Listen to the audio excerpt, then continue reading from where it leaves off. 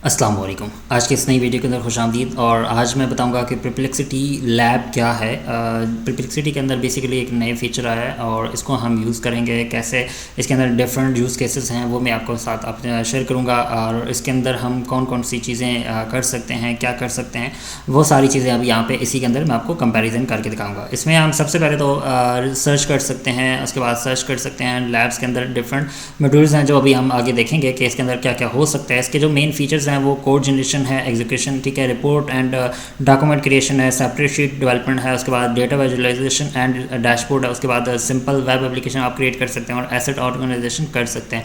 तो सबसे पहले अगर बात करें तो परप्लेक्सिटी लैब है क्या। परप्लेक्सिटी बेसिकली एक प्रोजेक्ट अभी जो परप्लेक्सिटी ने स्टार्ट किया है जिसके अंदर आपको कोई भी रिपोर्ट्स वगैरह आप उसके अंदर डैशबोर्ड के अंदर आप क्रिएट कर सकते हैं, सिंपल लाइक वेब एप्लीकेशन।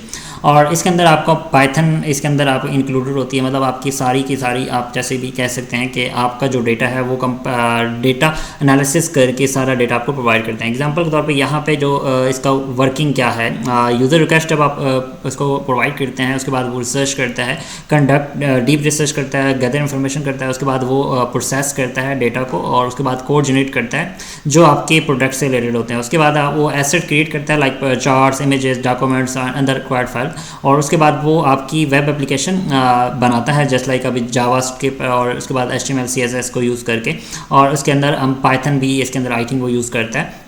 उसके बाद ऑर्गेनाइजेशंस वो मतलब तमाम फाइल्स को ऑर्गेनाइज करता है और उसके बाद आपको डिलीवरी रिपोर्ट प्रोवाइड करता है। इसकी कुछ कंपैरिजन की बात करूँ तो यहाँ पे आपको कंपेयरिंग मतलब 3 मॉडल लाइक अभी सर्च मॉडल है, ठीक है, उसके बाद यहाँ पे आपको रीजनिंग मॉडल एंड उसके बाद रिसर्च मॉडल है और लैब मॉडल है। तो इसके जो डिफरेंट मेथड्स हैं लाइक आप बात करें यहाँ पे प्रोसेसिंग टाइम, ठीक है, वो आपको 15 और उसके बाद यहाँ पे कम्प्लेक्सिटी है, सारी इसके अंदर जो मेन फीचर्स हैं। यहाँ पे अगर कुछ इसकी यूज़ केसेस की बात करें तो यहाँ पे फाइनेंशियल एनालिसिस, ट्रैवल प्लानिंग, ठीक है, डेटा एनालिसिस है, उसके बाद मिनी एप्लीकेशन क्रिएट करना, रिपोर्ट जनरेट करना, project planning, meal and nutrition planning है, ठीक है, डिफरेंट इसकी फीचर्स हैं। और इसके बाद हम एप्लीकेशन की बात करें तो यहाँ पे कुछ इसकी प्रॉम्प्ट्स वगैरह मैंने यहाँ पे मेंशन किए हैं। और इसके बाद हम लिमिटेशन एंड कंसिडरेशन की बात करें तो यहाँ पे डिफरेंट इसके टास्क परफॉर्म यहाँ पे किए जा सकते हैं। इसके बाद यहाँ पे कुछ इसके तीनों जो ऑप्शंस हैं लाइक सर्च है, रिसर्च एंड लैब्स है, ठीक है। तो यहाँ पे आपको जो टाइम कंज्यूम होता है वो विद इन सेकेंड आपको इसका रिजल्ट शो हो जाता है। और रिसर्च की बात करें तो यहाँ पे 3 to 5 मिनट, और अगर लैब की बात करें तो हमें 10+ मिनट्स क्रिएट करने में, इसको यूज़ करने में देखने को मिलते हैं। जैसे कि अभी यहाँ पे आपको कुछ प्रॉम्प्ट्स भी देखने को मिलती हैं। तो एग्जांपल के तौर पे यहाँ पे 2 स्टेप प्रॉम्प्टिंग फ्रेमवर्क है यहाँ पे, जैसे लाइक अभी आप कुछ भी आप सीखना चाहते हैं बस अपना टॉपिक लिखेंगे और यहाँ पे कुछ प्रॉम्प्ट्स वगैरह लिखी हुई हैं। तो इसकी कुछ एग्जांपल्स ऑलरेडी मैं लाइव में दिखाऊंगा अभी, और इसके कुछ क्वेश्चंस वगैरह, ठीक है, वो क्या हैं वो अभी आप इसको देख सकते हैं। इसको मैं लिंक शेयर कर दूँगा। और सबसे पहले हम आते हैं परप्लेक्सिटी लैब के ऊपर। तो यहाँ पर आप देख सकते हो कि परप्लेक्सिटी का मैंने अकाउंट ओपन किया हुआ है और मैं ऑलरेडी मेम्बर हूँ परप्लेक्सिटी प्रो का। तो आपके सामने यहाँ पे 3 ऑप्शन आते हैं, एक सर्च आता है, एक रिसर्च आता है और एक आता है लैब्स, ठीक है। ये 3 ऑप्शन आपके पास देखने को मिलते हैं। जैसे भी यहाँ पे आपको रिसर्च का ऑप्शन मौजूद है, ठीक है, रिसर्च के ऊपर क्लिक करते हैं तो यहाँ पे लेटेस्ट जितने भी रिसर्च से रिलेटेड हम क्वेश्चन इससे कर सकते हैं। और इसके अलावा यहाँ पे हम लैब की बात करें तो यहाँ पे इसके अंदर डिफरेंट आप प्रोजेक्ट्स क्रिएट कर सकते हैं। और इसी तरह APIs जैसे भी आप देख सकते हो कि कुछ प्रॉम्प्ट यहाँ पे मेंशन हुई है, ठीक है, इनको मैं यूज़ कर सकता हूँ विजुअलाइजेशन के लिए। जैसे लाइक अभी आपके सामने यहाँ पे एक प्रॉम्प्ट यूज़ करूँगा और इसी तरह हम फ्री ऑफ कास्ट इसको यूज़ करते हैं। इस तरह का सिंपल मैं इस पर क्लिक करता हूँ और यहाँ पे हम एक डेवलप प्रोजेक्ट क्रिएट करते हैं। तो आप देखिएगा कि यहाँ पे ऑलमोस्ट हमें 10 मिनट्स लगेंगे इस प्रोजेक्ट को कंप्लीट होने में। तो ऑलरेडी मैंने कुछ इसके अंदर बनाए हुए हैं तो वो भी आपके सामने दिखाता हूँ। तो फर्स्ट हम थोड़ा सा एक टूल की बात करते हैं। मैंने एक प्रॉम्प्ट दी थी कि हम एक रीडिंग प्रॉम्प्ट बनाना चाहते हैं। इसके अंदर 25 वो एक ऑप्शन दिखाता हूँ यहाँ पे।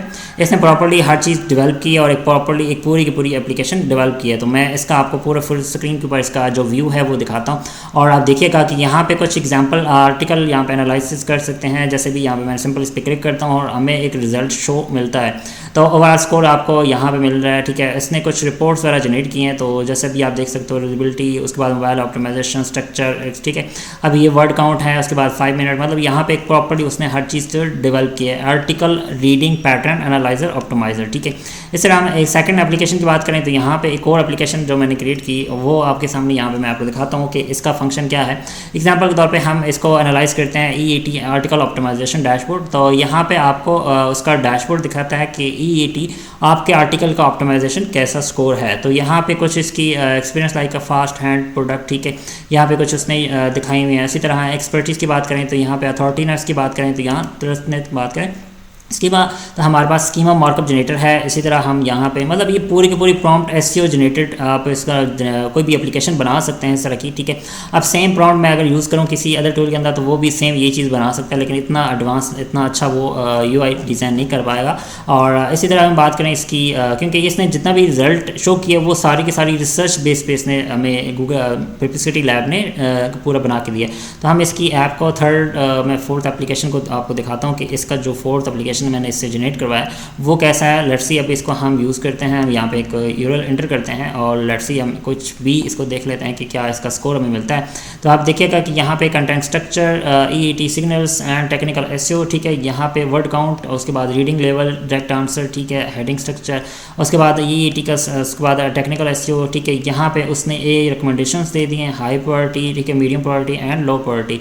तो कुछ इसके एग्जाम्पल्स यहाँ पे उसने मैंशन किए हैं, ठीक है। ये सारी चीज़ें हम इस तरह जनरेट करवा सकते हैं।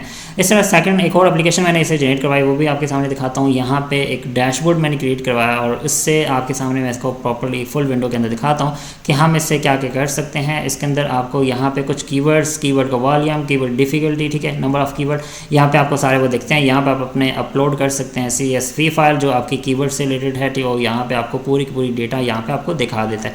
तो इस तरह आप अपने हिसाब से इसको यूज़ कर सकते हैं। जैसे यहाँ पे कुछ रैंडम कीवर्ड आपको देखने को मिल रहे हैं like digital marketing, searching volume, difficulty, ठीक है, पोजीशन, इंटेंट, ठीक है, पूरा का पूरा डैशबोर्ड यहाँ पे आपको दिख रहा है। एग्जांपल के तौर पे यहाँ पे पेज नंबर 2, ठीक है, आपको दिख रहा है। इसी तरह यहाँ पे हम कंपटीटर्स की बात करें तो यहाँ पे डिफरेंट उसने एक प्रॉपर्ली डैशबोर्ड क्रिएट किया है, ठीक है। इसी तरह हम थर्ड एप्लीकेशन की बात करें तो यहाँ पे एक और एप्लीकेशन मैंने क्रिएट करवाई जो न्यूरल राइटर और सर्फर SEO की तरह ही मतलब काम करती है। तो इसको हम ओपन करके देख लेते हैं। तो इस तरह आप यहाँ पे अपने कोई भी कीवर्ड वगैरह लाइक सेट कर सकते हैं। सर्च लोकेशन करेंगे तो आपका जो कीवर्ड है वो एनालाइजर, यहाँ पे मैंने SEO कंटेंट ब्रीफ जनरेटर मतलब इस तरह का टूल बना के दिया है। तो आप देख सकते हो कि इसने एक मतलब रैंडमली एक चीज़ बना के दे दी है, लेकिन यहाँ पे उसने प्रॉपर्ली जो ऑप्टिमाइजेशन है वो नहीं की। लेकिन हम यहाँ से इसको एक मतलब आइडिया ले सकते हैं कि इस तरह का हमारा जो टूल बन सकता है कंटेंट ब्रीफ, और इस तरह का आप डैशबोर्ड क्रिएट कर सकते हैं। मतलब ये तो एक प्रोटोटाइप है, मतलब आप इसको अगर प्रॉपर्ली अगर इसको बनाना चाहते हैं तो आपके पास एक आइडिया आ चुका है कि आप इसको कैसे कर सकते हैं। तो इस तरह आप अपनी प्रॉपर्ली 100% वर्किंग एप्लीकेशन भी बना सकते हैं। लेकिन अभी ये इसके अंदर प्रॉपर्ली ये डमी प्रोडक्ट है, जैसे भी आपके सामने यहाँ पे मैंने क्रिएट किए हुए हैं। तो ये परप्लेक्सिटी के अंदर क्रिएशन ऑप्शन आ चुका है, आप इसको यूज़ कर सकते हैं। और इसके अंदर आप देख सकते हो कि पाइथन लैंग्वेज यूज़ की जा रही है और इमेजेस भी ये जनरेट कर रहा है। इसी तरह प्रोग्रामिंग ये प्रॉपर्ली पाइथन कोडिंग के अंदर कर रहा है। और इसके अंदर डिफरेंट आप देख सकते हो कि इसने सारी चीज़ें यहाँ पे पाइथन का कोड लिख रहा है, और इसके अंदर जो मतलब API अगर आप यूज़ करवाना चाहते हैं तो यहाँ पे आप वो यूज़ कर रहा है। इसी तरह मतलब हम परप्लेक्सिटी को बहुत सारे पर्पस के लिए यूज़ कर सकते हैं, चाहे वो हम रिसर्च बेस पे करना चाहते हैं, हम कोई टूल बनाना चाहते हैं, डिफरेंट टास्क हम परफॉर्म कर सकते हैं।